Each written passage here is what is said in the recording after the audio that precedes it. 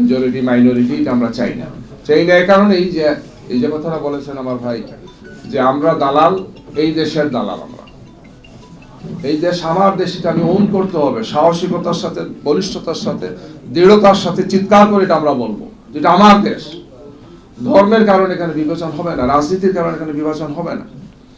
সুতরাং এখানে majority minority নয়, বরং আমরা এই দেশের নাগরিক হিসাবে বাংলাদেশের সংবিধান, বাংলাদেশের রুলস, যে সমস্ত আমাকে অধিকারগুলো দিয়েছে, দায়িত্ব দিয়েছে, কর্তব্য দিয়েছে, আমি সবগুলোর প্রতি সম্মান শ্রদ্ধা রেখে ভূমিকা রাখতে চাই। এটি আমি মনে করি এবং আমরা সবাই মনে করি যে এটি বাংলাদেশের জন্য উত্তম সমাধান। বাংলাদেশের সাম্প্রদায়িক সম্প্রীতি সুরক্ষায় করণীয় খুব গুরুত্বপূর্ণ এই আলোচনা সম্মানিত সভাপতি, উপবিষ্ট সম্মানিত আমন্ত্রিত বিভিন্ন রাজনৈতিক দলের নেতৃবৃন্দ, জোটের সাথে সম্পৃক্ত বিভিন্ন দল যারা আছেন, প্রতিষ্ঠান আছেন, সে সমস্ত প্রতিষ্ঠানের সম্মানিত নেতৃবৃন্দ, আমাদের সম্মানিত সাংবাদিক বন্ধুগণ, উপস্থিত ভাই এবং বোনেরা, আমি প্রথমেই যে পেপারসটা প্রেজেন্ট করেছেন আমাদের প্রিয় ভাই ডক্টর গোবিন্দ চন্দ্র প্রামাণিক অ্যাডভোকেট, আমার খুবই ঘনিষ্ঠ লোক, আলহামদুলিল্লাহ আমাদের সিনিয়র, তাকে মোবারকবাদ জানাচ্ছি, ধন্যবাদ জানাচ্ছি। বাংলাদেশের বর্তমান আর্থসামাজিক রাজনৈতিক এই প্রেক্ষাপটে একটি বিষয় তিনি উপস্থাপন করেছেন, মৌলিকভাবে একটি বিষয় উপস্থাপন করেছেন। আমার জানা মতো সাম্প্রতিক সময়ে এই ধরনের কোনো বিষয় কেউ আনেননি। পেপারস যেটা তিনি প্রেজেন্ট করেছেন সেখানে অনেকগুলো তথ্য দিয়েছেন, উপাত্ত দিয়েছেন, পর্যবেক্ষণ, পর্যালোচনা করেছেন। আমি সব তথ্য নিয়ে আলোচনায় যাচ্ছি না, গিয়ে সিনিয়র দায়িত্বশীলা বলেছেন, আমাদের ভাইরা বলেছেন সে সমস্ত বিষয়গুলো। প্রথমেই ধন্যবাদ এই কারণে যে একটি বিষয় আনার কারণে আমরা আলোচনা টেবিলে বসলাম, আলোচনা করলাম, মত বিনিময় করলাম, এবং এইভাবে পরস্পরের মত বিনিময়, আলোচনা এবং কাউন্সিলিং এর মাধ্যমেই আসলে একটি সুন্দর সমাজ গড়া সম্ভব। মত বিনিময় ছাড়া, আলোচনা ছাড়া, পক্ষে বিপক্ষে তথ্যপত্র উপস্থাপন ছাড়া প্রকৃত চিত্রটা ভেসে ওঠে না। এবং এখানে বিশেষ করে আমাদের রাজনৈতিক নেতৃবৃন্দ কথা বলেছেন, পাশাপাশি সমকালের আমার ভাই রাজীব কথা বলেছেন, অনেকগুলো তথ্য তিনি দিয়েছেন, খুব চমৎকার একটা ভারসাম্যপূর্ণ বিশ্লেষণ তিনি করেছেন। সবাই একমত হতে এটা জরুরি না, কিন্তু এরপরও তার বিশ্লেষণটি খুবই মানে তাৎপর্যপূর্ণ, খুবই সিগনিফিক্যান্ট। এই সবগুলোকে সামনে রেখে আমাদেরকে এগিয়ে যেতে হবে। আমাদের এই জুলাই বিপ্লব যেটি হলো, ছাত্র জনতার গণ অভ্যুত্থান পরবর্তী বাংলাদেশ, আমরা একটা নতুন বাংলাদেশ পেয়েছি, যে বাংলাদেশে আমরা কথা বলছি, আমরা আমাদের অভিমত ব্যক্ত করছি, মত বিনিময় করছি, আমরা আমাদের দাবিগুলো উপস্থাপন করছি, এবং সেটি ধারাবাহিকভাবে গত 4 মাসের বেশি সময় থেকে হয়ে আসছে। গিয়ে হওয়া উচিত, এটা উচিত এই কারণেই যে গত 15 বছর বা 15.5 বছর, আর ফখরুদ্দিন মঈনুদ্দিন সাহেবের যদি আরো 2 বছর ধরি তাহলে 17.5 বছর আসলে বাংলাদেশ তার দিক হারিয়েছিল, ট্র্যাক থেকে বিচ্যুত হয়েছিল বাংলাদেশ। কথা বলার স্বাধীনতা, মত বিনিময়ের স্বাধীনতা, রাজনীতির স্বাধীনতা সবকিছুই হরণ করা হয়েছিল।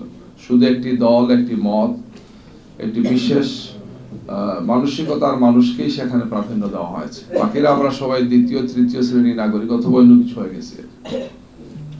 কোনো না কোনো ট্যাগ দেওয়া হয়েছে। যারাই বিরুদ্ধে কথা বলেছেন, ভিন্ন মত পোষণ করেছেন, কোনো পরামর্শ দিয়েছেন, শাসক গোষ্ঠীর তাদের চিন্তার সাথে বা তাদের মতের সাথে না মিললেই একটা ট্যাগ দেওয়া হয়েছে।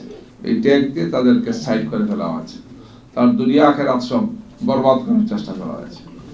এই 15.5 বছর আমরা বাংলাদেশ পেয়েছিলাম, সেই বাংলাদেশ থেকে আলহামদুলিল্লাহ আমরা একটি নতুন বাংলাদেশকে আমরা দেখতে পাচ্ছি, যে বাংলাদেশে এই আলোচনাগুলো হচ্ছে। এই ধরনের আলোচনাতে অতীতে আমরা দাওয়াত পাইনি। এই যে আজকে ইসলামী দলগুলো আমরা আসছি, কথা বলছি, ভালো লাগছে। এটা এখানে সাংবাদিক বন্ধুরা আছেন, আমাদেরকে দেখেন নাই, দেখার সুযোগ পান নাই। আমাদেরকে আমন্ত্রণ জানানো ছিল একটা মহা অপরাধ, এবং কিছু কিছু সাংবাদিকরা ছিলেন এমন, সরি বলতে হচ্ছে, যে তারা ইচ্ছা করেই আমাদেরকে কর্নার করে রাখতেন। আমাদেরকে দেখলেও যেভাবে কার্টুসাইজ করা যায় সেটা তারা করেছেন। ওই ভয়ে, আসলে ভয়টা ছিল যদি অমুকের ফটো আসে, অমুক দলের কিছু তার বক্তব্য চলে আসে, তাহলে তো আমার চাকরি যায়, বা এই পত্রিকার উপর খড়গ নেমে আসে। এই ধরনের একটি পরিস্থিতি একটি দেশে ছিল, যেটি আমরা প্রত্যাশা করিনি, কিন্তু সেটি ছিল বাস্তবতা। আমরা সেখান থেকে বেরিয়ে এসেছি। এখন এই বাংলাদেশকে নিয়ে অনেক কিছু হচ্ছে, যে কথাগুলো আমাদের গোবিন্দদা সেখানে তুলে ধরেছেন। এটা ঠিক যে ব্যাপক অপপ্রচার হচ্ছে, এটা মোটেই প্রচার নয়, এটা অপপ্রচার। ফ্যাক্ট চেকিং সাংবাদিকরা জানেন, সেখানে এই সমস্ত বিষয় নিয়ে একটা চমৎকার নতুন আইটেম আছে, বাংলাদেশে আছে, দুনিয়ার সব জায়গাতে আছে। যে কোনো একটি তথ্য, যে কোনো একটি ইনফরমেশন, যে কোনো একটি নিউজ, সেটাকে বোঝার জন্য সঠিক তার সত্যতা যাচাইয়ের একটা চমৎকার ব্যবস্থা আছে। সেই ব্যবস্থার কারণে যে সমস্ত কথাগুলো বাজারে আসছে, মিডিয়াতে আসছে, সেগুলোর সত্য মিথ্যা যাচাই করে আমরা জানছি গিয়ে। জানার কারণে একজন মানুষ সঠিক তথ্যটাই জানছেন, প্রকৃত চিত্র তার সামনে পরিষ্কার হচ্ছে গিয়ে। নিঃসন্দেহে এই পরিবর্তনের পরে অনেকগুলো ঘটনা ঘটেছে, যেটা অনেকেই বলেছেন। তো সেইগুলো ঘটনা ঘটার ক্ষেত্রে আমরা কোনোটাকে এলাও করি না, কিন্তু এই সমস্ত ঘটনাগুলো দুঃখজনক, বিয়োগান্তক। কিন্তু এগুলোর সাথে আমার জানা মতো রাজনীতির সংশ্লিষ্টতাই বেশি ছিল, এখানে ধর্মীয় সংশ্লিষ্টতা মূল কারণ ছিল না। যে ব্যক্তিটি তার রাজনৈতিক পরিচয়ের কারণে ক্ষতিগ্রস্ত হয়েছেন, তার ধর্মীয় পরিচয়টার সাথে এই কারণে হয়েছিল যে তিনি এই ধর্ম, অর্থাৎ হিন্দু ধর্মের সাথে হয়তো তিনি রিলেটেড, কিন্তু আসলে হিন্দুর কারণে না। তার উপর এই আঘাতগুলো এসেছে, তিনি রাজনৈতিকভাবে সচেতন ছিলেন, দায়িত্ব পালন করেছেন, এবং এই কর্মসূচি গত 15 বছর যা করা হয়েছে সেটা তার সম্পর্ক আছে। আমরা এটাকে অ্যালাউ করি না। আইনকে আইনের মতোই করে চলতে দিতে হবে। বাংলাদেশ জামাত ইসলামের পক্ষ থেকে আমরা এই বিষয়ে প্রথম দিন কথা বলেছি। আমাদের সংগ্রামী আমিরে জামাত নেতা শফিকুর রহমান বিবৃতি দিয়েছেন। আমরা সহ সবগুলো রাজনৈতিক দল, বিশেষ করে ইসলামী দল, যেহেতু আমাদের উপর এটা আসবে, আপনারা যেমন মুসিবতে আছেন, আমরাও মুসিবতে আছি, কিছু হলে আমাদের উপর চাপিয়ে দেওয়া হয়। আর এই জন্য আমরা একটু সিরিয়াসলি আর সিনসিয়ারলি দেরি না করে আমরা পাহারার ব্যবস্থা করেছি, আপনাদের পাশে দাঁড়ানোর চেষ্টা করেছি, যে এইটা নিয়ে যাতে কোনো নাটক তৈরি করা না হয়।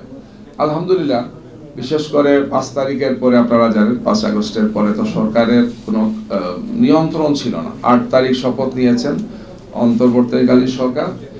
এই পর্যন্ত দেশে পুলিশ প্রশাসন বা আইন শৃঙ্খলা বলতে যেটা বোঝায়, সেটা অনেকটা অনিয়ন্ত্রিত ছিল। এই অবস্থায় এদেশের মানুষকে অবশ্যই সাধুবাদ দিতে হবে। রাজনৈতিক দল হিসেবে বিএনপিও করেছেন, কিন্তু বেসিক্যালি ইসলামী দলগুলো এক্ষেত্রে অত্যন্ত দায়িত্বশীল ভূমিকা পালন করেছে। কিন্তু এরপরও আমাদের উপর এটা আসছে যে আমরা এগুলা করেছি, এগুলো যেটা বলেছেন আমাদের ভাইরা, এবং বিশেষ করে ভারতের প্রপাগান্ডা সেল সেখানকার জনগণ থেকে করেছেন। আমি এটা বিশ্বাস করি না, রাষ্ট্র থেকে, সরকারের পক্ষ থেকে এগুলা করা হয়েছে, চরমভাবেই করা হয়েছে, চরম বাড়াবাড়িমূলক করা হয়েছে। এদেশের মানুষ যখন ভারতে চরম অত্যাচার নির্যাতন মুসলমানদের উপর হয়, সেটা কাশ্মীরে হোক, সেটা বাবরি মসজিদে হোক, বা অতি সম্প্রতি এগুলো হচ্ছে, এইগুলো নিয়ে আমরা কষ্ট পাই, কিছু কিছু ক্ষেত্রে আমরা উত্তেজিত হই, কিন্তু আমরা আইন হাতে তুলে নিই না। দুই একটা বিচ্ছিন্ন ঘটনা ছাড়া অতীতে এগুলো হয় না, হবেও না ইনশাআল্লাহ। কারণ আমি এটা বিশ্বাস করি যে ধর্মপ্রাণ মানুষ কখনো তিনি সাম্প্রদায়িক হন না, তিনি উগ্র হন না, তিনি আইন হাতে তুলে নিতে পারেন না। ধর্ম আমাদেরকে যে নৈতিকতার শিক্ষা দেন, এই অবস্থা থেকে আমরা এটাকে বিশ্বাস করি।